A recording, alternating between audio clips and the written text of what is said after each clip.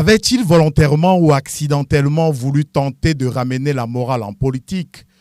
Politique prise ici au sens strict de la gestion de la cité. Lui, Hubert Monondiana, avait toujours revendiqué que c'est de façon structurée qu'il a souvent argumenté que la politique peut se faire sur les ressorts de la morale. Il le postulait déjà en 1988 dans l'ouvrage L'ethnofascisme dans la littérature politique camerounaise, ou encore plus tard, en 2002, dans un article intitulé « Le mensonge en politique ».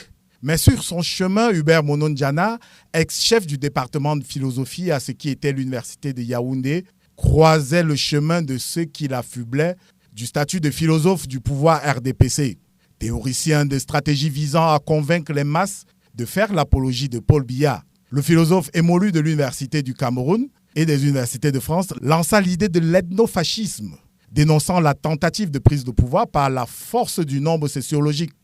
Mais il rencontra la résistance de certains de ses collègues qui repliquaient avec le monofascisme, néologisme surfant sur son nom et désignant le complot ethnique. Mais le fils décapita par Obala dans la Léquier se défendait de n'agir que sous la gouverne de la morale.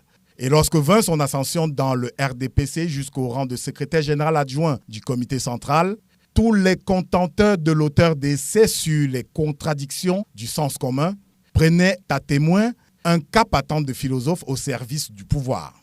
Hubert Monondiana fut en effet l'un des premiers intellectuels à soutenir ouvertement et publiquement la politique du renouveau, ouvrant le boulevard aux universitaires vers des postes hyper stratégiques du pays.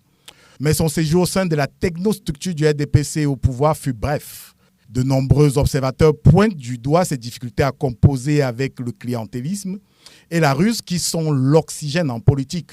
Désormais hors jeu, l'un des premiers philosophes camerounais à accéder au titre de professeur des universités ne baisse pas pour autant les bras et assène à coups de griffe l'axiologie sur la manière dont devrait être gérée notre cité. Tout y passe. La dénonciation de la prise d'otage du Cameroun par ce qu'il appelle les ayants droit. Il y a une poignée de citoyens camerounais qui sont emparés du pays. Absolument. Et qui le gèrent au gré de leurs intérêts. Absolument. En surveillant chirurgicalement les moindres interstices où quelqu'un d'autre voudrait passer. C'est clair. En les bloquant avec une eau cimentée pour que ça n'existe même pas, qu'il n'y ait pas de fissure. Donc, il y a les ayants droit du pays et des nôtres et les autres qui sont exclus. Mais aussi un tribalisme fabriqué in vitro et au service de ceux qui dirigent. Il y a deux grandes tribus. La tribu de ceux qui s'accaparent les avantages Absolument. De notre pays. Absolument.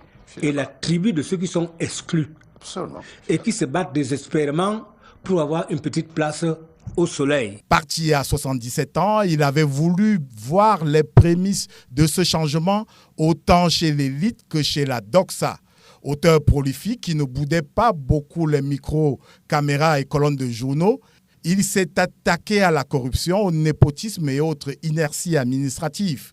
Les formules écarter la norme, normaliser l'écart, ou encore le mapartisme, et les chansons de Sodome et de Gomorrhe.